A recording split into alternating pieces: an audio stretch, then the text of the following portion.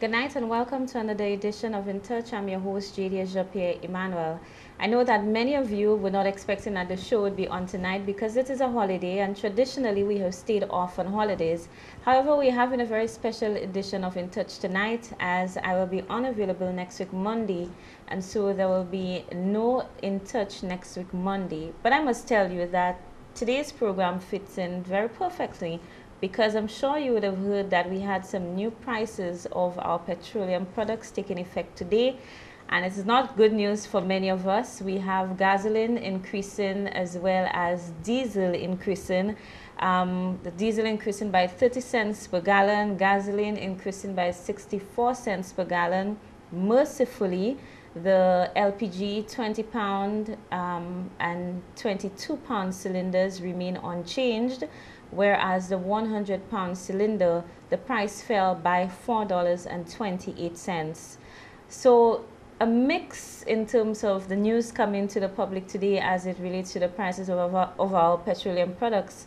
But I know there will be no mixed feelings as I speak to my guest today on the effect that it is expected to have on the sector that he has responsibility for, and we'll also be going into some other areas related to our minibus owners and operators. And so tonight I'm very glad that I have in studio with me the president of the Ncopt, which is the National Council on Public Transportation, Mr. Godfrey Ferdinand.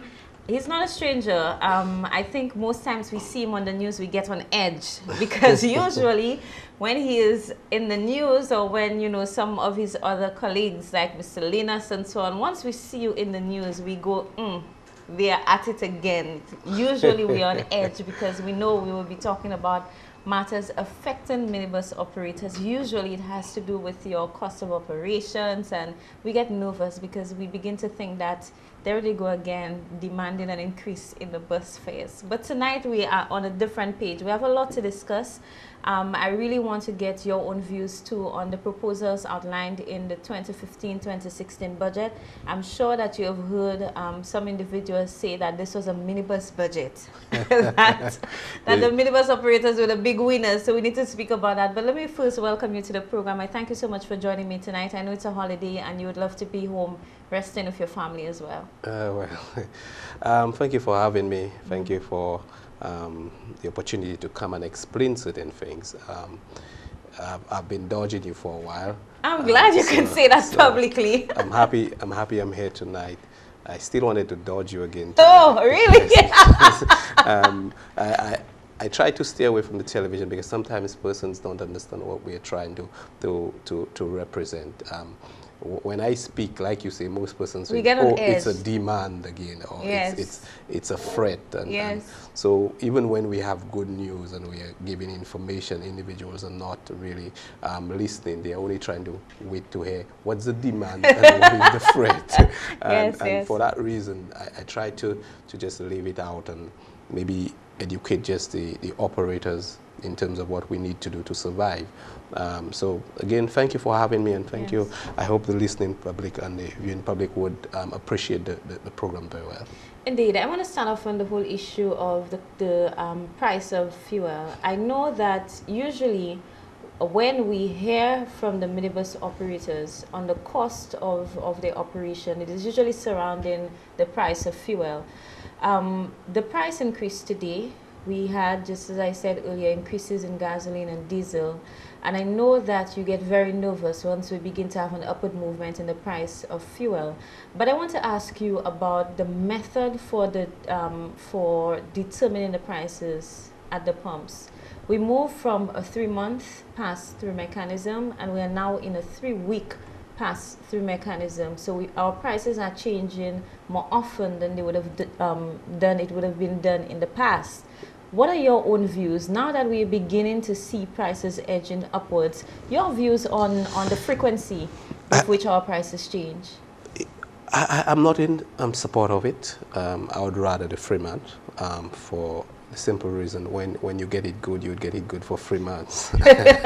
And we have had opportunities this year, especially when the price was going down, to have enjoyed a 3-month break instead of every 3 weeks getting this up and down movement, had we agreed or stayed with the Freemans, what we would have done is when fuel had gone to 11 something, we would have experienced a Freeman break. But you can't have both sides. So if the public demanded that process, then let us enjoy what we demanded. So for that reason, I'm not one to fight over things that really doesn't change too much for me. For example, if we were to say this 3 months would have been from, I think, January, February, March. February, yes. Yeah, so we started experiencing that from January. Yes. And had we agreed to, whatever happened now, we would not have been facing that 1275. We would have been facing the, we would be facing the 11 something or the 1214 something around that area. So we would have been experiencing 6 months or 5 months of this, which would have been better for the operator. One of the things that I think when we listen to persons that want to speak on our behalf, or persons that wants to represent us, sometimes it could be that they have their own interests. For me, it have always been, let's do our own studies, let's do our own thing, what works for us. So during that period of time, if you notice, the consul said absolutely nothing, because we really don't want to be into this political aspect of things. We want to be protecting our interests, and that is the sector. But many persons are wondering, well, what exactly is it that the Ncopt wants? Because I think the greatest concern for members of the public, a lot of persons heard the political noise and so on, but the greatest concern would have been what you wanted, because at the end of the day, what they wanted to do was to protect their purses. We wanted to ensure that at the end of the day, we would not be called upon to pay more. And so everyone was interested in knowing, well, what is the position of the Ncopt? The Ncopt made the position known through the diplomatic means, and that's why you would see the result now in terms of whatever people call it, if it's the minibus budget. Or so we've done our negotiation, we've written to the Prime Minister, we've written to the Minister of Transport, we've met, we've had negotiations, and for that reason we knew what was coming for us, and we also knew that we had already expressed our concern. It have always been known that the Council is of the opinion that we should try to get fuel at the cheapest. Yes. And the moment we get that, everybody is happy in the sector. But we cannot go making our concern known to people that cannot change it. So it's the PM, the Minister of Transport, that's what we do. So you speak where the real power to make the change. Yes. To make the change. Like when we speak about matters affecting the minibus operators and owners, and we think about the cost of operations, your council has come under a lot of criticism where members of the public say they pretend like the fuel is the only issue related to their own costs, but there are other areas related to your costs, other areas that you can have control over. And when I say you, I mean the minibus operator, the council and so on, that there are means and there are ways that you could seek to cut down on your costs as opposed to simply relying on movements in the prices of fuel. What are some of the critical areas that would drive your cost as an operator?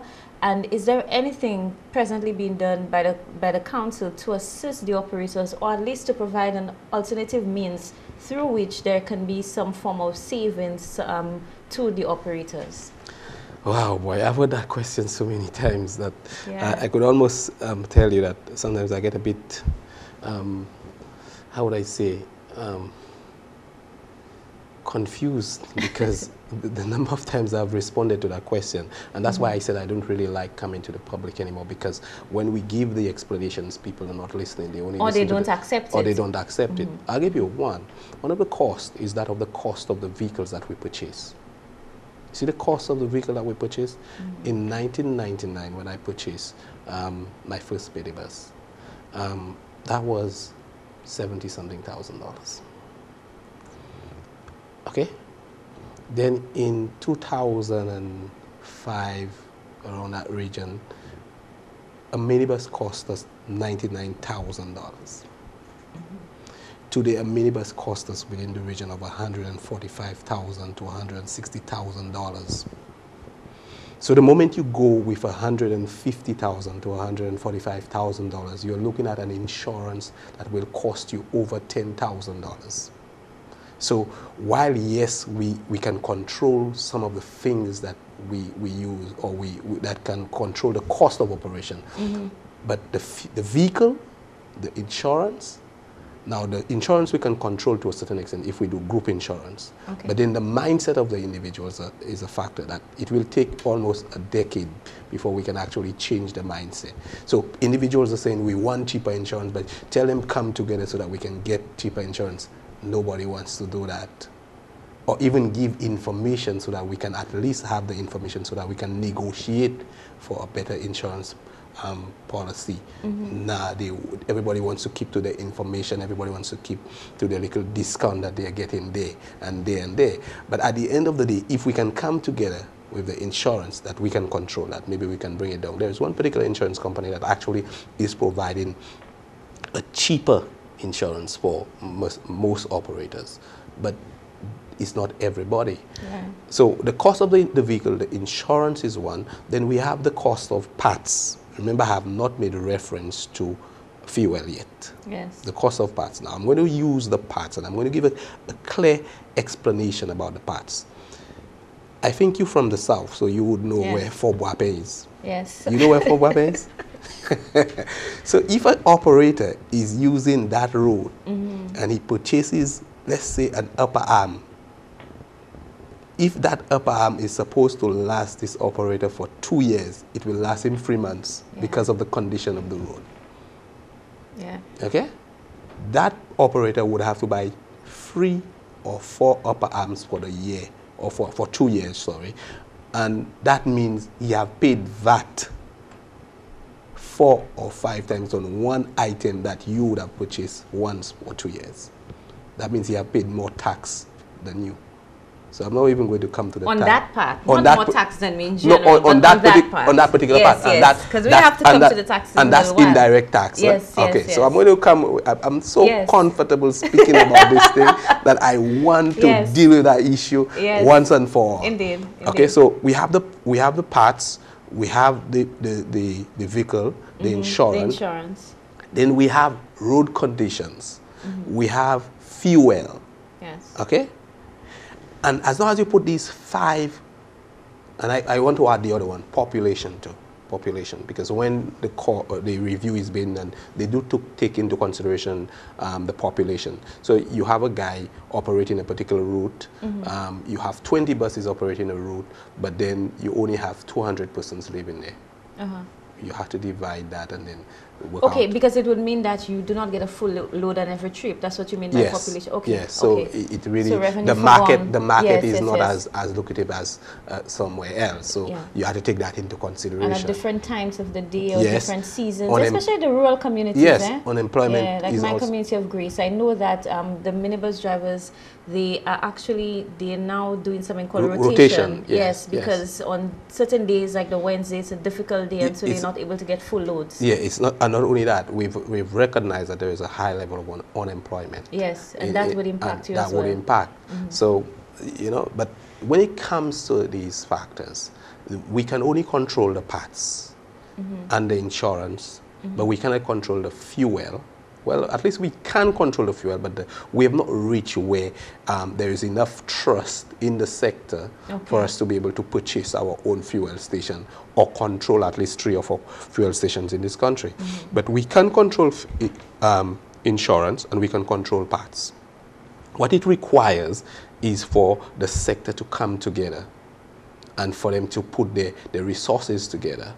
But if the sector in itself and the people within the sector cannot realize that they must come together for their own good, why must that be a burden of the society? Why must the commuter have to feel the pinch for people who refuse to come together for their own benefits, for people who refuse to invest in ideas that would assist them in the long run? What will it take to cause that shift in the mindset? It's happening slowly but surely. And one of the things I need to say to us is that sometimes we think we live in somewhere in developing world. We forget that we came from a society that was very farming oriented, and some of the individuals that have come into the sector come from a certain background, and as a result it will take some time before they can evolve to the new systems that we want to implement.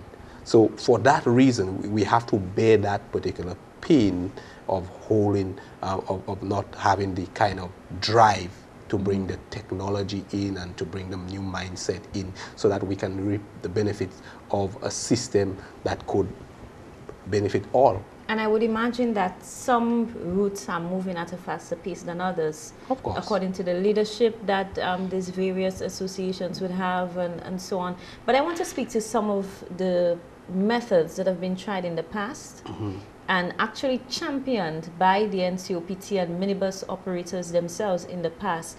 But now we have found ourselves at a totally different position, where we are seeing that the proposals and the concessions are made by the government of St. Lucia. And as you indicated earlier, there would have been a lot of negotiations and so on. So it would mean that even your position as a council would have changed too, as to how you see the sector moving forward and how you see the sector growing. In the past, rebates seem to have been very popular. And each time this thing came about, I can remember some form of controversy. But this minibus operator would be calling the radio station to say, I want my money, and I do not believe in any group thing. The same things that you spoke about in the past. But the council and minibus operators seem to have been very excited about rebates and believe that once there was a spike in the operating costs, that the way to deal with it was to have a rebate or a refund of some money from the government of St. Lucia into the Ncopt and onto the associations. Do you think that this was the right approach, or don't you think that if we had taken a different approach to dealing with the costs, that we would have been further than we are today? Or do you think it was just necessary for the time? I think it was necessary for the time, and I actually believe at the time, because I was one of the persons advocating it, I actually wanted it because I saw a break for us had the monies been used properly. Okay. You're talking about $7 million. Yes. Okay? $7 million could today give us a lot of things. We could have had our own part depot. We could have had our own... But you still don't. No, well, we have at least a tire depot for now. Yes. But what I'm saying to you, had it been done properly, because when we were negotiating with the government, we were saying to the government at the time, can you put a clause to state the use of the money? Okay? And they were saying no. And in my opinion, I think we could have done that, because I was looking at the farmer situation, or the farmer's situation at the time, where you would have at least, they would have given them only fertilizer, but they would not have given them money. So there are things that you could do. The government could have done to see to it that this money is used for that particular reason. So you think that having the government has already made the money available to the Ncopt, you're saying that it still would have been the government's responsibility to dictate to them how to use the money? I'm talking about a clause. In terms of, you use the word dictate, I would not use that word. Yeah, but what would it say? Because you referring to, we are dealing with a group of individuals. And sorry for saying that, the type of democracy that we believe in sometimes paralyzes us. Okay. Thank you. So if we everything, in some instances, when it deals with matters of the state, public interest, you're talking about essential services, there need to be a form of control. Okay. And so you're saying the control should lie in the hands of the government and not the council or the executive of the Ncopt? In the issue, once you are paying out, you need to say exactly what it should be used for. Yes. Because my understanding is that it was a fuel rebate. Now, if the minibus operators have consumed the fuel and the rebate is based on that, on the cost of the fuel and so on, would it still be possible to say to the Ncopt or the operators, well, now that we're giving you a rebate on that cost of the fuel, I'm just trying to understand. No, I understand where you're coming from, because it's one of my major concern in terms of how that money was used, why we couldn't use that money. And for that reason, it's like you telling me that the government doesn't have the right to mandate that every bus driver take what you call a course for them to be able to operate a minibus. Okay? Because they're in an organization, it cannot. So it then means that it's the organization that have to mandate that.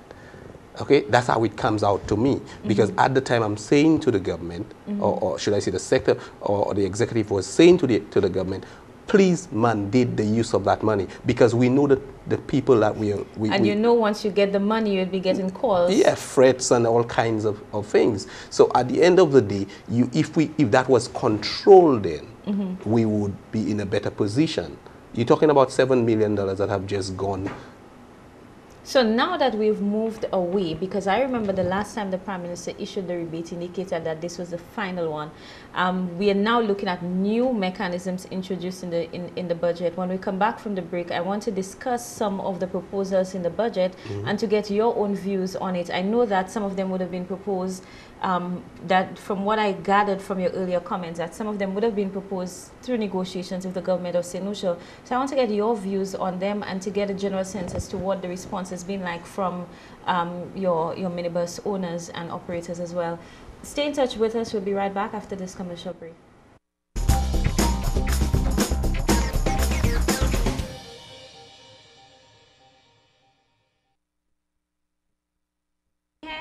Talk to me. Okay. Yes, I can. Did you talk to me and I didn't hear? Yes. I didn't hear. Yeah, I think I needed to tap this a little bit. I heard it. Okay. But hear this, huh?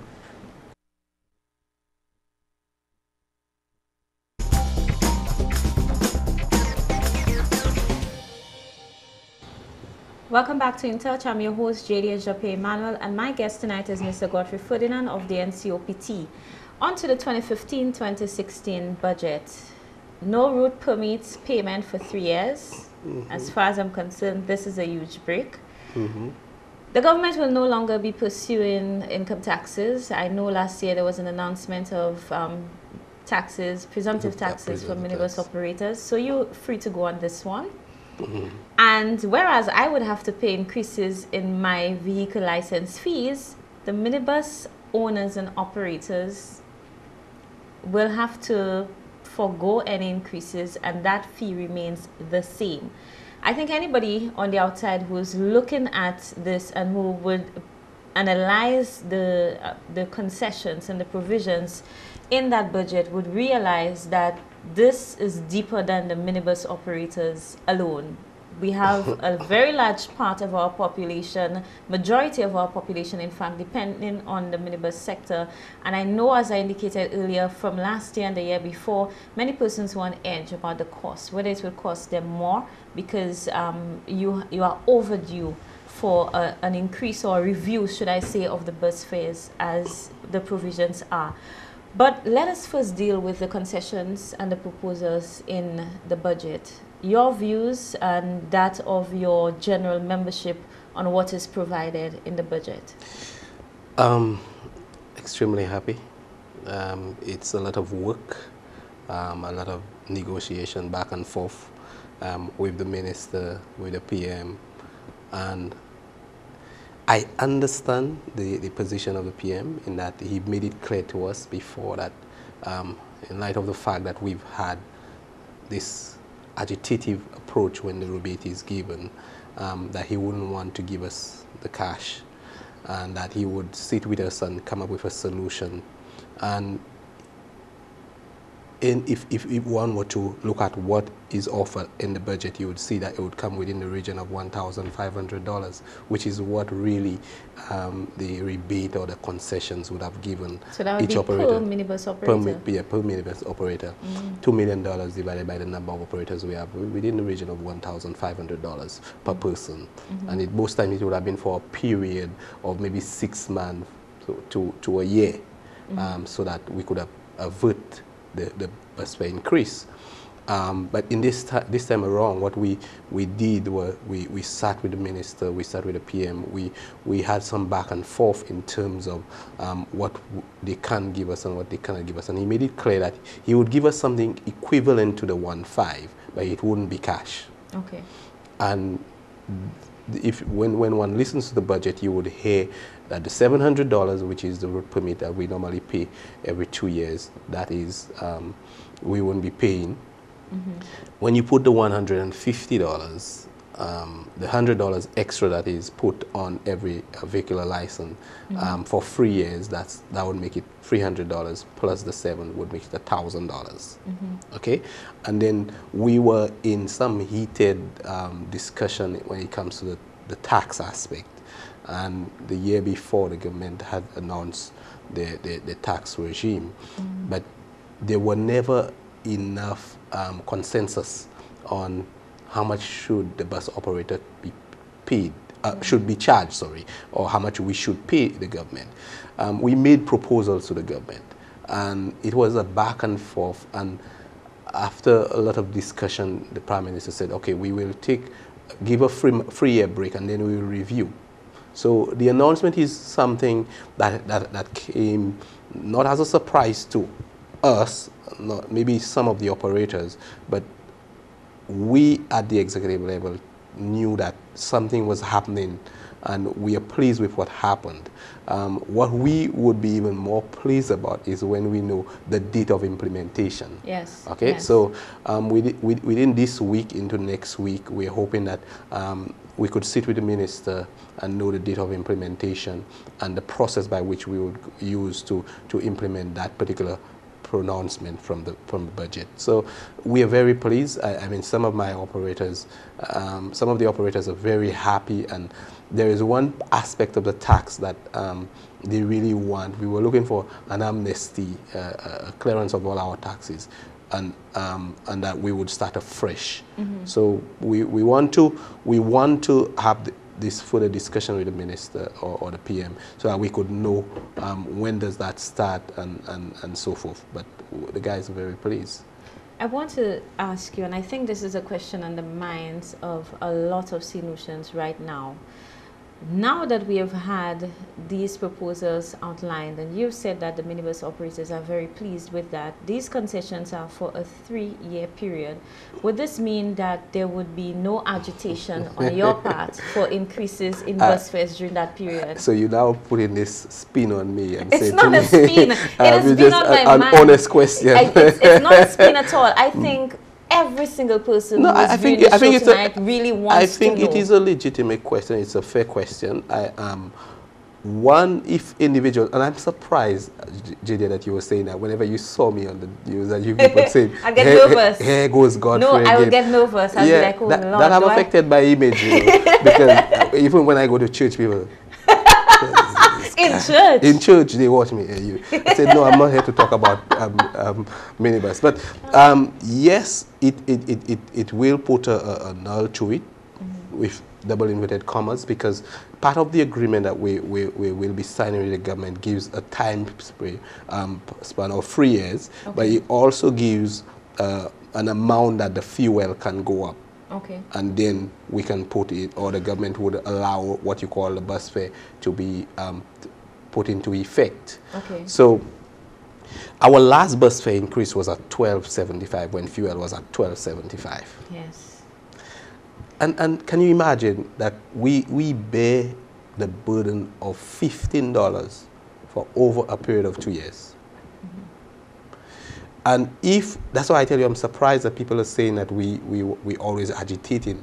One of the things we've always tried to do is have the general taxpayers pay for the individuals that cannot afford a car. And some people that cannot afford a car, that is using public transport, are not appreciative of the fact that the National Council on Public Transport have not tried to increase the bus fare, but have the government and the citizenry in this country pay for everybody. Most people don't see it like that, including the individuals that we are trying not to raise the bus fare on. So whenever they see me, they think Godfrey is coming for another bus fare increase. What we are saying is that we do not want to raise the bus fare on the general public, because the general public that we are transporting, most of them simply cannot afford it. They cannot afford it. They have not had a salary increase. And for that reason, some of them have 3-4 children going to secondary school, how do you, through a moral conscience, raise the bus fare on these individuals? Some of my colleagues don't support that position. They say we never send them to have children. They still go to the supermarket. They do not go and strike for the prices of stuff at the supermarket in this country. So why is us? So sometimes I want to take that same approach, because the same individuals that don't think we deserve an increase, we don't deserve a rebate, are the same individual that says nothing about the price of goods at the supermarket. They do not want to go and kill the owners of some of these sectors, like they want to kill me and threaten me, you know. But at the end of the day, the sector, and thanks to the executive and the general council executive, in that most of the members of the general council always feel for the persons that they transport. Most of these routes are community-based routes. Well, maybe you need to say that a little bit We say that all the time. Usually what people see and what people hear is that bus fare increase. We are due for an increase. The last time the bus fares were reviewed, the fuel prices were at $2.75. I think that's all they hear. A figure that everybody remembers because of how often. Thanks to your colleagues in the media. You see, that's all they do. They try to get news and they try to cause agitation in this country. To me, and I say to you, I don't really like speaking to the media, because they just take a clip and play what they want to play. Sometimes in an entire interview, you say all these things and they just take whatever they want. And then it creates an impression. Exactly. Yeah. So they've tarnished me. They've tarnished my colleagues. Because I think some people will be saying, my goodness, this is the first time I'm ever hearing Mr. Ferdinand saying he actually feels for the public. Yeah. Because this is not what we usually get. There are individual associations that quarrels and a lot of back and forth at our general council meeting, because some associations would say we're not raising the bus fare. And some would say they are raising the bus fare. The position that I'm in is a very difficult position, because you have the politics and the mindsets, all that comes to play at our meetings. And then you have individuals, we even have the religion also, you know. So there are persons with good heart in some of these associations, and they will not read, because let's say for example you operate in a Babono route. You from Babono, you have 20 cousins from Babono, your aunties from Babono, you have to your father, everybody's from Babono, but you're going to raise the bus fare on them people, and then they will still come and ask you for a free ride. And uncle, can you give me $5 to go to school? Yeah. So there's a lot of different factors playing in this, and a show like this gives me the opportunity to explain, but sometimes it's really, the news clips don't give you enough time to explain what's going through the sector. I must tell you, I get an opportunity to go through some of the messages I'm getting already via WhatsApp and BBM, but I'm telling you, just as I said a little while ago, people are already saying that this is the very first time that they've actually seen or heard this approach, and that is the approach of consideration to the commuter. But the Prime Minister did, in fact, in the budget address, did refer to the minibus sector as very patient people, and did thank the Ncopt and the operators for their patience, and I would call it long-suffering, because I understand that you kept bringing forward the positions and some of the concerns. But even when I got an opportunity to attend one of the meetings where the minibus sector was being briefed on the economy, the issue of the bus fares did come up. And majority, if not all of the views inside of that meeting, they were saying that I do not know where these people will get the money to pay for an increase, but there was no concrete position from the Ncopt, and so they were basically expressing their own personal views. And I know that I can bear witness on that one, where the minibus operators or owners who were in the room were generally of the view that we simply could not afford to raise the bus fares at that time. And certainly it would have put more pressure on you and on the government to come up with a solution to see how we can avoid having any increases. But when we speak about the costs and other issues affecting the minibus sector in general, many persons are saying that it is that absence of cooperation and that absence of a true understanding of the sector. It is these factors that will continue to plague us if we do not see beyond the first dollar and cent and actually invest in something that will work. Somebody would have to be the unpopular person to make the decisions that are necessary if we were to come out of this. Because what you would want, I'm hoping, is that at the end of the 3 years, you have a stronger council, you have a council that is in a better financial position where you can make decisions that will be impacting your members. Now, there is a constant fight between those who, let's say those who have the power and those who do not have the power. And I'm referring to minibus owners versus minibus operators. We usually would be hearing people saying that the operators do not have as much rights as the owners. And when we speak about the issue of the non-payment of that permit, for example, I kept thinking about it and wondering what would the true impact of that concession. For 3 years, you would not be paying that fee, the road band fee. That's what you call it.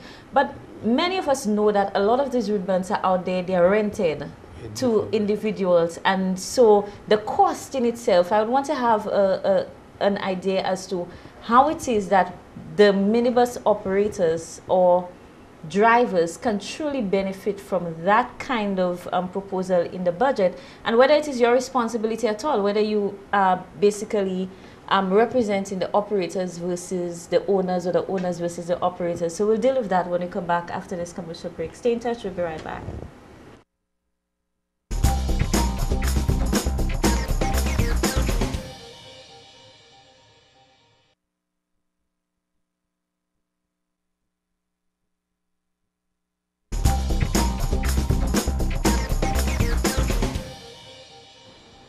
Welcome back to In Touch. As you would imagine, the discussion, even while we go for a commercial break, is so much more exciting and interesting. But we'll bring some of it to you on air. We were just having a discussion before we went to break, and we continued that discussion during the break on the representation of the minibus owners versus the minibus operators. And then there are minibus owners who are not route band owners. When I try to understand it and how it works, it becomes drivers, so confusing. Owners and renters. And renters. Yeah. And you could have a fourth one, which is an individual that has a bus, but he doesn't own a permit and he doesn't drive the bus. Okay. So he goes into an agreement with somebody that has a permit. So he rents the permit from the person. And from there, he then contract a driver to drive his bus. Okay, so when an individual sees the council, they think, okay, the council is just dealing with road permits. We're dealing with drivers, we're dealing with persons renting permits, we're dealing with permit owners, and we are also persons that drive their own vehicle, own the permit, and also is the driver. When you have these kind of issues, for example, they had individuals that would enter agreements with individuals. Council knows nothing about it. They sign agreements and everything. And then when they get into the system, they want council now to get involved into their personal and private agreements. That cannot be. I mean, although now we have looked at the situation, we are now in discussion with the ministry to look at these situations in terms of the persons renting the permits and the persons, even the sales of the permit. We have changed the form. Okay. We've changed that. That we'll also have a change of form for individuals that are renting permits, because most of the times we wouldn't know anything about these until something happens. Yes, because the question I was getting via WhatsApp, which I felt is a very interesting question, and then the person was asking, I would like Mr. Ferdinand's views, and he said, in fact, not views, I just want a straight answer. If I am renting a permit, the fact that the owner no longer has to pay for the permit for 3 years, do I still have to pay rent for that 3-year period? What kind of agreement did he sign with the owner of the permit? That can't be my concern. That's between him and the person. Okay? Yes. So that's their private, it's a private agreement that would not affect. Maybe he should ask his lawyer. Or maybe he'll come to your office. Oh, no, maybe he'll come to your office to find out. He will come and I'll give him the same response. Yes. That when you were signing this agreement, I wasn't there. And that's why sometimes I say to them, most of them, when you are signing agreements, now because money is involved, from the last experience we had when the rebates were given. Yes. Before, nobody thought that persons would have received rebates or concessions. Now, if you sign in an agreement, put all that into the agreement so that you can cover all ends. But they don't. They want to get in, they get in. When they get in, then they start saying it's too much. And after they start saying, oh, why don't the government take over the permit? You knew all that before. I would imagine that on a daily basis, most of what you would have to do is to seek to resolve conflicts between Well, we have a lot of conflict resolution, to deal with. I must thank God for at least my secretary. Sometimes I just sit there and she helps me out. Yeah, I would imagine. It's really, and we have two offices, one in the north, one in the south. So sometimes thank God for the guys in the south, you know, in the person of Diane and Mr. Frederick and Eric and these guys. Yeah, the issue of driver discipline, we are seeing in the media very frequently these days conflict between drivers and commuters. I really, sometimes I wonder how these things get into the news so often, but it is always there. I do not know if it is something new in that we have an increase in it, aggression, or it's just that it's being brought to the public. But does the Ncopt play any role whatsoever in addressing these issues, in ensuring that our drivers, to the furthest extent possible, are courteous, are disciplined, approachable? What really do we do to try to fix this problem? Because even though it is not in the news every day, based on our own interactions and so on, I'm sure people are saying we do have a problem, not with all. Because I can tell you about some of my interactions with minibus operators and how some of these minibus drivers have gone beyond their call of duty to assist me. And I'm not speaking about as I am press secretary. I'm talking about the days when I had to hustle from Castries to Vieux Fort at odd hours to get to and from work. And some of these drivers would leave their homes. Once you call, 2 of you only, or 1, and they would come to assist you. So and Mr. Godfrey Frederick is one of these drivers that I'm forever grateful to because of that kind of approach and that kind of attitude. But then on the other hand, you have the total opposite, where some of these drivers, I do not know what exactly is the problem, whether it is just a matter of personality, where personalities clash, but we have a problem. Okay, so I'll just say this to you. We do have some problems. I might sound like a broken record, but I've said that so many times that it pains me, it hurts me. Sometimes I think that there are persons that want the sector to crash. You mean those within the sector? Within the sector, as well as persons that can make a change within maybe some technocrats or something. Sometimes I want to believe that, because when you tell me every year we have to come and talk about some document we have in the AG's office that would make it easier for us, and we're not getting it. To hear this broken record about, okay, we only have 1 drafter, it starts getting to me. And sometimes you hear that it's at the AG, so it's clogged there or something. But let me deal with this disciplinary aspect. We've said that if an individual did something and a report is made to the council, as long as you have not involved the police, because as long as you made it a police matter, you have to allow it to go through the courts. Yes. Yes. So as long as you've included the police, it's a police matter, the council will allow it to play. After the decision is made, the council will take a decision. And that is not just the council, it will be the ministry and the association with the council. We will take a decision on that particular driver.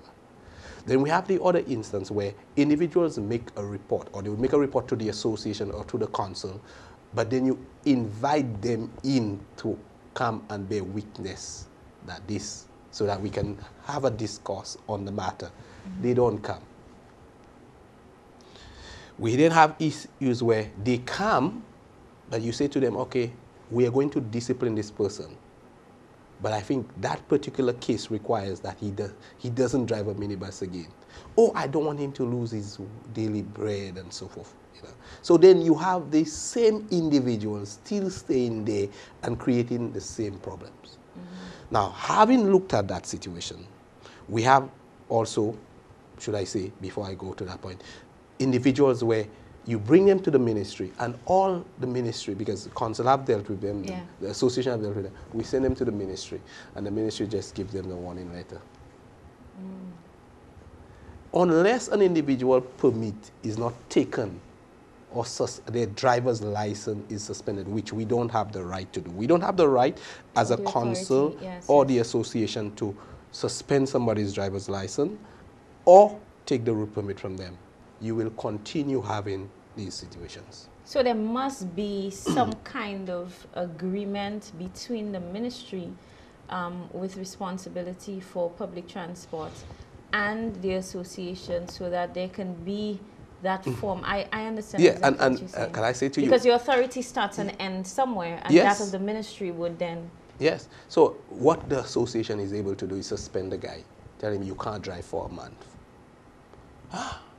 He cannot drive the vehicle, but he has a valid driver's license. He takes another vehicle and drive it.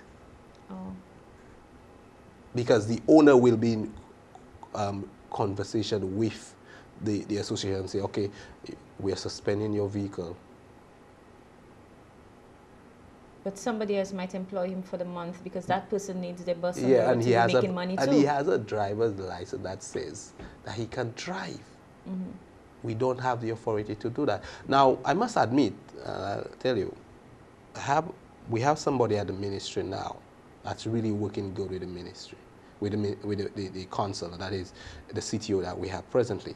Okay. And she's as frustrated as I am, where we want to take action, but we can't take action. What is barring that kind of intervention? The laws? The laws. Okay. The laws. So this is what you referred to when you said that it has been sitting at the AG's office? Yeah, these things sit at the AG's office. And then there is also sometimes the fact that the board, there is a road transport board that can also make recommendations, or we can send these things to the board. And sometimes the board is not functioning. So these are issues. Roadblocks. Roadblocks. I tell them they should call Rasco and see where, or Wasco. Roadblocks. I can certainly understand your frustration. It is. So it is. You see, the thing is, when people begin to see the conflict, and they continue to see this operator or this driver on the road, we are of the view that no action is being taken, but we never truly got an understanding as to what authority it is that you have. Where does the authority start? Where does the authority end? I know that in terms of our local associations, I know that, for example, I have seen it, where if you're a regular on the bus route, you miss a bus driver for a week. Yeah. And then when you find out what is happening, the president will tell you, well, this person has been suspended, either because of obscenity, exactly, or disrespecting. Now, I have a feeling that it is a little easier to manage with the smaller associations because you have a fewer number of vehicles, and in most of these communities, like my community, for example, in Grace, the driver is the owner of the vehicle and is also the owner of the route permit. So it's a one-stop. You get a lot of that in the south. Yeah. Does that mean that Barra is on the same route?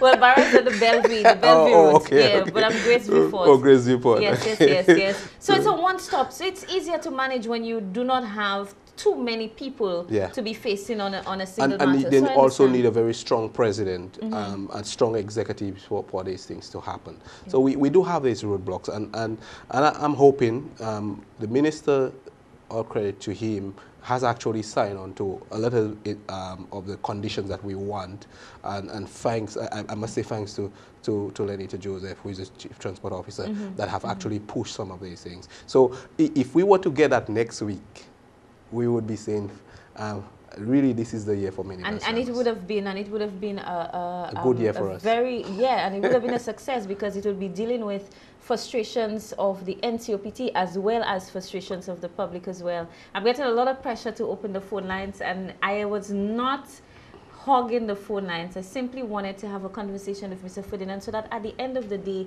we can have a better understanding of the positions of the Ncopt. I've said time and time again that the first responsibility of the show is to inform and to educate, so that when we speak, we do not speak simply based on our own emotions, but that we get a true understanding as to what the concerns are on both sides really, and what some of the difficulties are. We'll go to a commercial break now. When we come back, we'll be going straight into your phone calls so that you can share your views and ask your questions as well. Stay in touch. We'll be right back.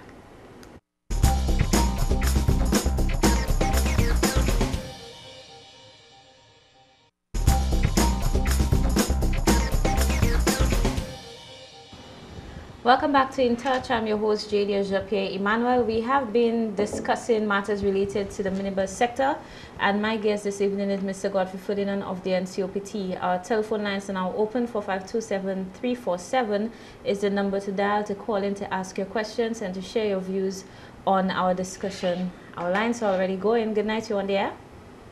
Hi, good night, Jadia. Good night to your guest. Hello, good night. I do not know who to thank there, whether it's you, Jadia, or whether it's your guest, because, you know, it's a wealth of information. And let me thank him for sharing a lot. Yes. There's a lot of things the public do not know, you know, about the inner runnings of those associations. And, you know, I just want to thank him. But let me just throw a curveball. It's the first time I've heard a normal person, which is not a politician, say that the media is twisting things sometimes, and that's why they're afraid to speak to the media. You know, he better be very careful tomorrow because somebody's going to call him someone's going to accuse him of attacking the media.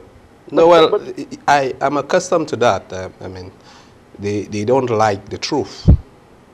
Well, I'm agreeing with you because sometimes you see they put the pressure on, especially this guy, the one that had trouble with Lucy Lake and Spring Current. I forget his name. Oh my God, we're not going there. We're not going there at all. He's my friend. Remember that sometimes. You see, when a politician just made a simple statement, the same thing you said about manipulating and taking special clips, and all of a sudden he painted the politician red and dangerous.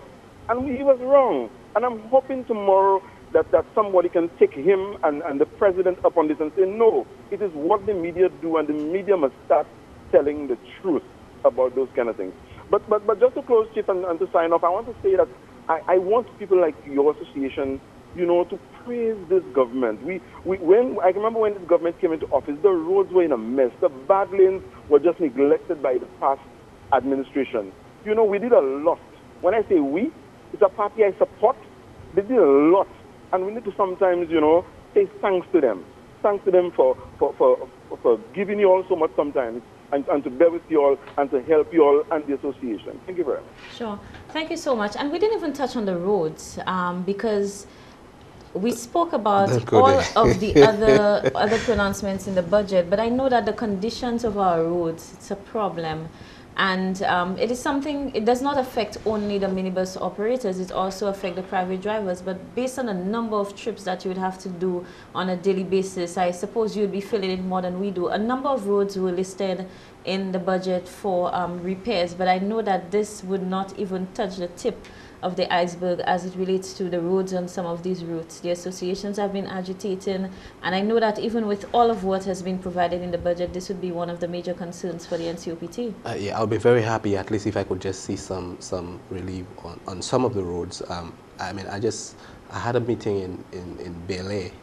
Part of this is painful to know that vehicles have to operate like this, and it's really painful because when you have a vehicle that you have 14 passengers on, that just passes in some of these potholes, it just cuts the rubbers and mess up the shocks, and that driver would have to buy shocks and rubbers 3-4 times sometimes for a year.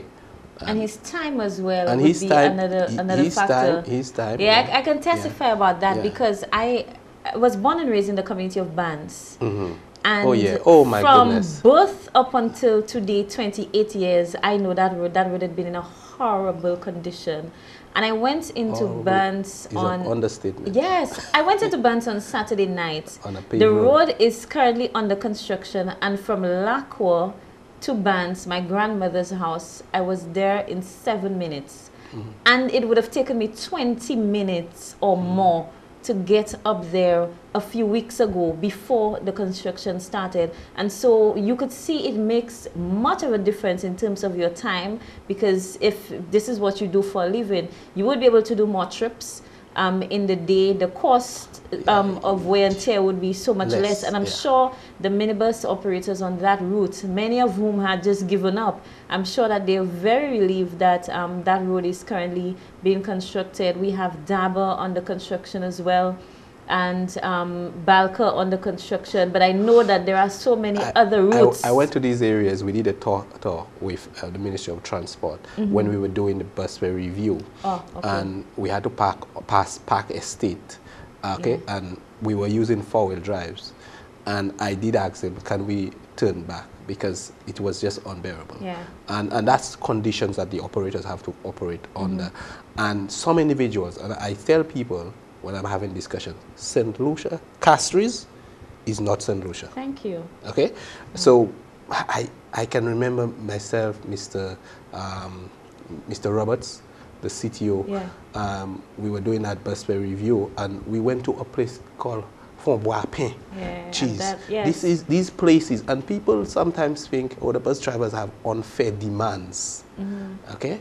Well, sometimes I say that there are unfair demands when I see the conditions that some of them are complaining about versus what we have to enjoy in other parts of the island. Well, that's true. That's true. Because sometimes you drive on the road and a few potholes. Now, the ideal is that every road is paved in gold in St. Lucia, but the reality is that we cannot achieve that. Trinidad. And even Trinidad have potholes in some areas. In the southern part. You understand. Actually, where the tar is. Where it is. So, you know, sometimes I see some minibus operators are fussing for some potholes, and then I'm like, my goodness, if only they had any idea what we have to endure from Bellevue down to Opicor, or Bant when that was in a terrible state, for example. And so sometimes if you are exposed to what other people are going through, you'll have a greater appreciation. And if the assistance come your way, as a conscientious person, you would say to the government, you know what, I understand. I know that our road is in a terrible condition, but given what I saw in Park, or given what I saw in Bel Air, I think you should go there instead. But most times we don't get that. And Bel Air is just about 15 minutes drive from Castries. Okay? And it's really bad. The Roseau area, some of the roads are real bad. And Millet. Yes, and a place called Kaiko. I know that but that is down for construction in this year's budget. Millet, it's unbelievable. It's unbelievable. So I mean, I know we've made requests upon requests about these roads. But, I'm hoping to see something happening there. We'll go back to the phone lines, 4527347. And after that call, I want to have a discussion with you as to the approach to or the involvement of the NCOPT in prioritizing some of our roads. Good night, you're on the air. You have reached the office. You can continue to call in 4527347. You're on the air. Good night. Yes, good evening, Ms. Jada and Mr. Ferdinand. Ferdinand, yes. The route permit is issued for every 2 years. Okay, Mr. Ferdinand? Yep. Yes. Now the government is giving the exemption for 3 years. Yep. Why 3 years and not 4 years? I'm happy that question came. And my second question, when does the exemption begin? Okay, if you were listening earlier on, I said that we are waiting for the date of implementation from the government. And secondly, the reason why it is 3 years is because if somebody have already paid their permit already for this term, it would give them another opportunity to do a renewal. And that's basically the reason. And the second reason is because we in our negotiation have always been aware that if government change, we do not want to be in agreement with one government. We want to be in agreement with both governments. So that's why the 3 years. So if the government changed, the other government would have to honor the condition or the contract that the agreement, I should say, that we are signing with the government. But don't worry, the government is not changing. Good night, you on the air. Good night, Julia. Hi, good night. And good night to Mr. Ferdinand. Good night, sir. Mr. Ferdinand, I must say that your presence on this show tonight as on a holiday, it's a very commendable thing, you know. It shows your... I guess you'll have to speak to my wife about that. It shows your dedication, you know, as president, and your dedication as a servant to the people of this country.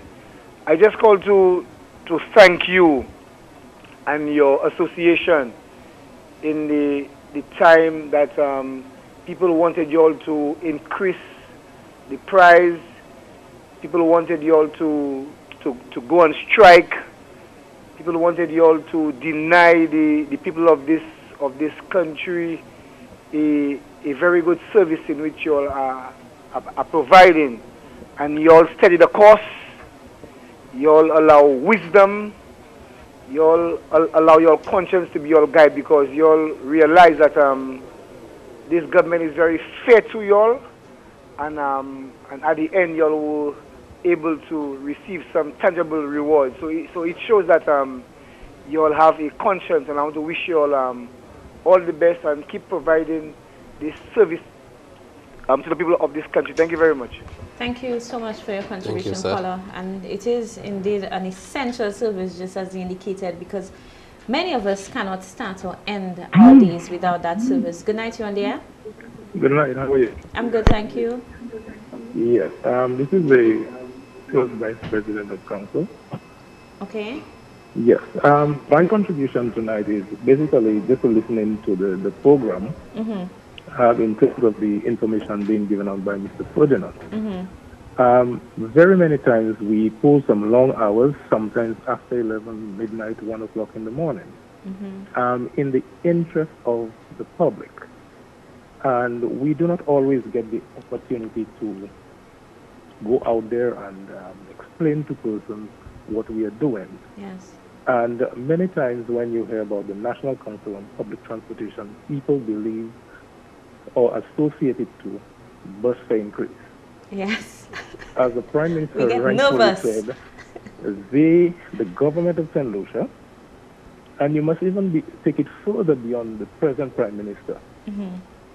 At the time of negotiations with former Prime Minister King, he did show his appreciation for us, for the manner in which we have handled the affairs of minibus in this country over the past 6 to 7 years, because we recognize the hardship on the road does not only affect the minibus operator. Yes. It affects the consumer. It also affects our country, which is St. Lucia. So what we have done, 7 members of the Executive Council, is to pull the long hours, get into this kind of information that we need to help our country out of some of the most difficult circumstances. And I'm happy this budget we came through with, I would say, an arm and a leg. So there is still 1 arm and 1 leg outstanding. Yeah, we'll take care of that. I said, so an arm and a leg, so there is still 1 arm and 1 leg outstanding. And the president said, don't worry, I'll take care of that. No, in the sense, we are happy as the Executive Council. Yes, yes. That is the leg. The arm goes out to our members. But remember, the other arm and the leg belongs to us as a nation. Yes, indeed. In that we would not. And I must say this, there is no member of the Executive Council that have for a minute thought of accepting the bus fare increase. Wow. When you do the math, it does not make sense. For example, if you look at the community of Grace Beaufort, if an individual at present can pay $2.50 to go to town and come back, that is $5. Yes. And had you increased that price to $3, this individual now would go to town once for the week. Yeah, you would lessen your number of trips, yes. Or Right. what you would go to do, you would give it to your neighbor to do, because this is a community that still has a very strong sense of friendship and community spirit. So people would cut back. No doubt about that. Right. When you look at places like Soufre, Castries to Soufre, the difficulties and all of that. But most importantly, what we want to do is to inform the general public that our interest is to raise the standard of providing the transportation to the general public. And that's important. And that is what we're trying to do. We have an educational drive coming on pretty soon. And I'm hoping we would be back on your program and the other programs to do a little bit more of this. Anytime. Thank you so much for your contribution. And it is something we really need to do because there needs to be that exchange, and I think we need to understand each other. Let me show you something that happens. When you did CXC, did you have to fail to get in a bus? On a holiday, yes. Yeah, like today. Yes. You know, CXC always have an exam on that day. They don't take into consideration whether on with Monday. So, for example, when I was doing my CXC, I actually had to do on a with Monday. Yes. Persons living in rural areas, they're supposed to find themselves in these examination rooms. Yes. We have a bus system in this country. It's not the best, but it gets people there. Mm-hmm. And I'm hoping in the future, maybe just pretty soon, individuals would find themselves on a day like today, know what time the bus is running. Yes. It will not just be maybe you will get a bus, but it's going to be a rotation and a scheduling system. So on a holiday, the child living in Bands knows that the bus is passing at 8 o'clock and they can be there for the examination. To be honest, I think it is easier today than it was when I would have written CXC, because I know today that there are minibus drivers who would avail themselves. And now it is so easy. Back then, when that bus driver goes to his house, you have to walk to his house to get him. Now every bus driver gives his cell number to his customers. Yes. And if there is no bus on the bus stand in Viewfort, when you get there to go to Grace, you call one driver, that driver calls another driver. So there is that kind of networking. Yes, there is that kind of networking. So it's working, and there are persons that feel that this is the worst system and they want another system. Well, probably it's because they did not exist under the old system. Exactly. Yeah. Yeah. It's not where it should be. It's not where it should be, because we have some difficulties. I know for sure we have some difficulties. Well, but given my own experience, let me tell you, I am eternally grateful to, there are two minibus drivers in particular on that Grace to Viewfort route. One, he's called Elton and Kentry Frederick. And I know at any time I can call these two drivers. So let me tell you, when the Labour Party was in opposition, I worked in the opposition leader's office back then, Dr. Anthony. I live in Grace. I do not have a vehicle, right? Now, my boss would always ensure that he makes arrangements for me to get home after the budget and so on. And there was one night where we had some difficulty. The taxi driver was taking me home. His vehicle broke down. And imagine you there in the middle of nowhere at that time. You know, he was in the Opicon area just going to Greece. And you standing there, and he himself is trying to call people. He's from the north, right? Trying to call people to see if he can assist me. And I called one of the bus drivers, and let me tell you, the budget debate ends very late. By the time you get down to Viewfort, we are speaking about after midnight. And he left his home. He came to meet me to take me to Greece. You see, so even the passengers, the commuters too, you have to cultivate this relationship with the minibus operators, because I don't think a minibus driver is going to leave his home at midnight to go to pick up a passenger who curses him every day. Not only curses him, but only for $2.50. Yeah, exactly. And they do it. There are some who do it out of the goodness. Yeah, because they understand the market. Indeed, we have a call on the line. Good night, you on the air. Hi, good night to you, JD. Good night to you, Mr. Ferdinand. Good night, sir. Good night. Mr. Ferdinand, I will be honest with you, right? It's always a pleasure to listen to you via the news, right? Speaking on behalf of bus drivers. And but to tell you the truth, I was really looking forward to hearing you after the budget to come out and make a statement.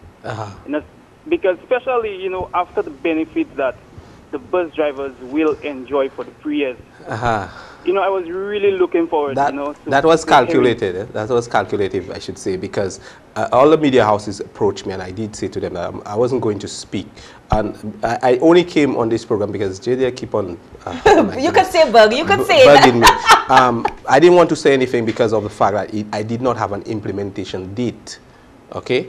And I had not had discussion with the minister about it. So that's one of the reasons I wasn't saying anything. And also because a lot of individuals were saying that I sold out to the government. So yeah, a lot of individuals say these things. But at the end of the day, I know, together with the executive that we have, that we've for the past 2 years been persevering and enduring this hardship so that we could get ourselves in a position where everybody can be happy, the customer, the bus operator, and that's the position that I took. So I'm sorry if I didn't come out earlier, but the news is not necessarily important to me as much as what the customer and the operators are getting. I listened to your explanation, but what, you know, because of all before, I mean, I used to see you frequently. But if such good news has come out of the budget, especially for bus drivers, I thought it would be more proper on your part to come out and express your pleasure and satisfaction on behalf of the bus drivers. Because, you know, you are representing, and I look for, because remember, I look forward to hear information from you. And if such information come out of the budget, I thought you're more prudent on your part to come out and express to solutions your satisfaction. Sometimes I'm also controlled by an executive, I'm also controlled by a general counsel, and I'm also controlled by, to a certain extent, if I'm in discussion with the government and they've said to me, unless this happens, do not reveal. For example, you remember they gave me a lot of stick for that agreement that I'm supposed to be signing with the government, and nobody knew the content of it. It's because I will not expose the content if the minister doesn't feel it's right to expose the content. Because at the time, you release the content, like you say. If I were to release the content of what we are going to sign with the government, you'll get people pulling the politics into it, people pulling all kind of things into it. I'm not interested in the politics. I'm interested in representing my sector, and that's what I do.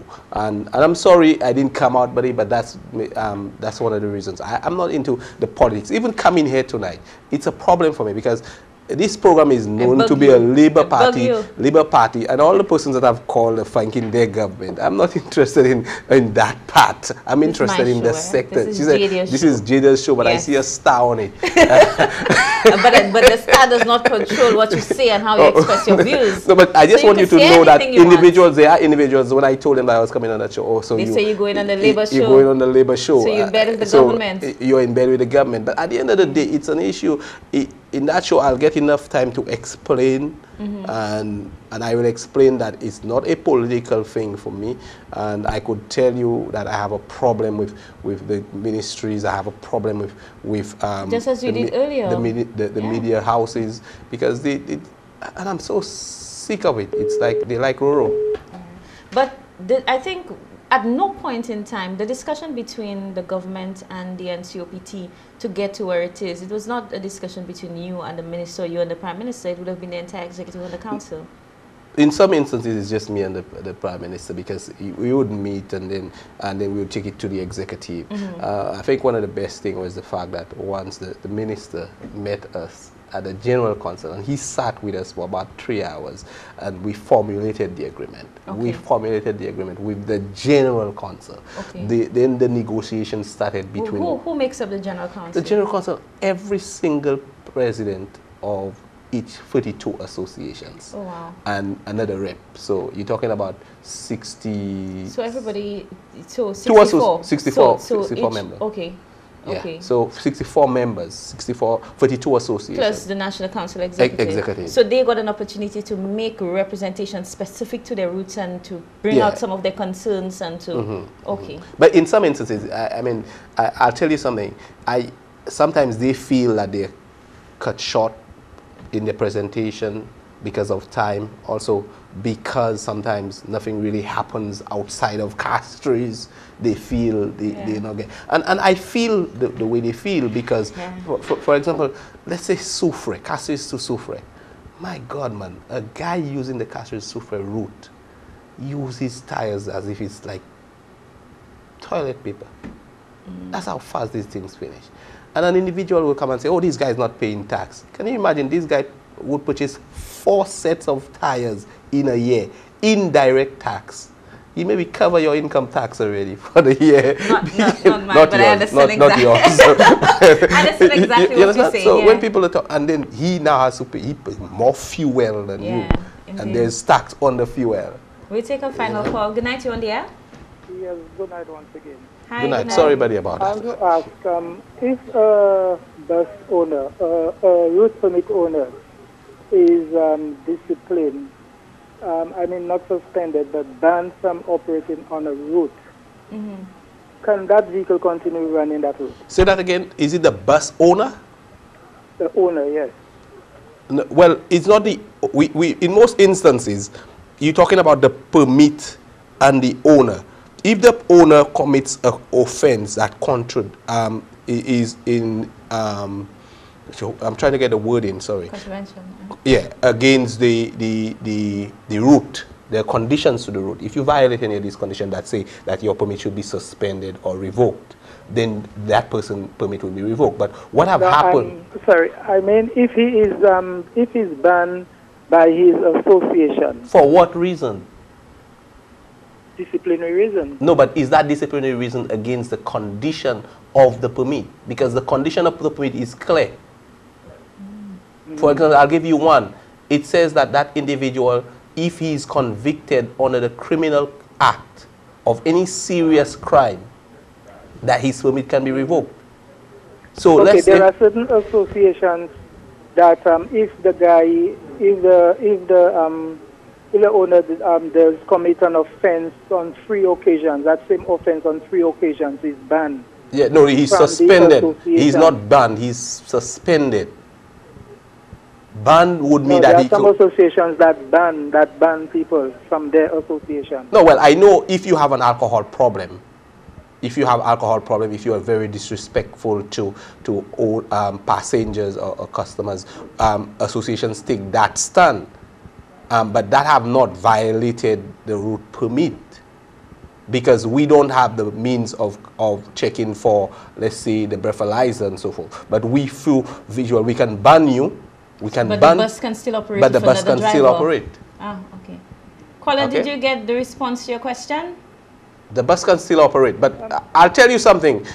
Earlier on, if you were listening to me, you would find that I was saying that there is a process that can be used at the ministry where your permit can be revoked. But the laws and the systems to put for that to happen is kind of a frustrating process, and people take advantage of that. So because they know that we've been have the power. From 1996, we've had the road permit issue. We've only had one permit ever revoked. So are you saying that the owner cannot be banned from the association? They can be banned. Any organization you are part of, as long as you're part of an organization, there are rules and regulations, and they can expel you. Okay, caller? Okay, all right. Sure. Thank you so much for that. And I know that there Even are church. Church, yes. They can expel you from your own disfellowship church. Disfellowship. Yes. So when they disfellowship you, that means expel. You're not there again. And that does not mean that you cannot come to church, but you cannot participate you would. Yeah. And that doesn't prevent you from going to another church too, yeah. which is what I realized some of our associations, some of our drivers do. Yeah, they disassociate. And they join another association, or they join a route that is closer under different leadership and so on. Or they just use the constitutional right. Or they pirate. The constitutional right means, okay, I'm not a member of your association, which is the constitutional right of everybody to disassociate or to associate. Okay. So if you disassociate, you say, okay, I'm not a member of your association, but I will operate in your association, on your route, but I am not abiding by, I don't come to meetings, that's one. Okay. But you still have to abide by the rules and regulation of the association, but you're just not associated in terms of legal fees and stuff like that. Okay, indeed. There is so much more that I wanted to discuss with you tonight, but unfortunately, we've come to the end of the program, of course, because of time. I see the phone lines are still going, but we're not going to be taking any more calls. It means, Mr. Ferdinand, although it took a lot of pulling and tugging, and you may call it bugging, to get you here tonight, I think it would mean that we need to have another session like this to deal with other matters. Yeah, we can have Lena or Mr. Frederick as well, because I know that the council is very well able, and you have a number Mr. of McPhee. Yes, you have a number of other individuals who are able to make representation on some critical matters affecting the NCOPT, affecting membership, and you know, commuters as well, because I know you're very much interested in the welfare of the commuters as well. The issue of safety, road safety, I know it is something that I would have loved to have gotten. Can I make a comment on that? Sure, sure, sure. I feel that the authorities are not serious about road safety. Because if they were, we would have a breathalyzer. We would have breathalyzers in the system. We need to have okay, that. we would have speed guns in the system. We need to okay? have that. So if we don't have that, and we would have more road signs, okay? More, let's take, for example, the Bexar. Are you talking about the shoulders? No, just the signs, just the signs. I'm coming about the shoulders now. If we were so concerned, we would have more shoulders in Bexar. Okay? People, most times, while speed is a factor in Bexar, but if you run off the road, you're gone. Yeah. Because there are no shoulders, there are no lay-bys. And it's a heavily populated area. So we need to put systems in place. And every time there's an accident, I hear people talking about, oh, fast driving. And so, of course, fast driving, people, you'll always get people doing that. But if we had more persons knowing for a fact that from Castries to Bexar, there is a possibility that you'll get a police officer with a speed gun or with a breathalyzer, they would have be more careful. Are you in favor of the demerit system? 110%. And I sat on a committee that was dealing with that. That was done way back from when Alison was at the ministry. And that these things are just sitting there and nothing is happening. So you get the frustration that when people like me and Lenita gets, we just sit there and we just know things can be done and nothing is being done. There is so much more we need to discuss for sure. I want to thank you, our viewers. Thank you for calling into the program, for sharing your views and asking your questions on WhatsApp, BBM, and email as well. Certainly, from the information I gathered from Mr. Ferdinand tonight, I will be responding to some of your concerns, and those that I cannot handle, I'll be forwarding to him, because I'm sure there will be many more opportunities where he will be interacting with you on the various talk shows, via news, and the first Vice President did speak to an education drive as well that I'm looking forward to. I want to remind you that there will be no In Touch next week Monday because I'll be unavailable. I'll be out of Ireland. Do not miss me too much. I'll be back the week after so that we can continue our discussions on matters of national interest. Again, I always remind you that the purpose is to inform. We need to ensure that we can feel the pulse of various sectors, organizations, know what is happening around us, so that we can get a sense as to what their own views are on matters of national, social, political, and other interests as well, so that when we speak, we are not speaking from an uneducated or uninformed position, but based on the information presented, then we can form our own opinions and agree or disagree. I want to wish you the very best for the rest of this week. I hope that you had a very enjoyable weekend. It is back to work tomorrow, so have a blessed week. Take care. Good night.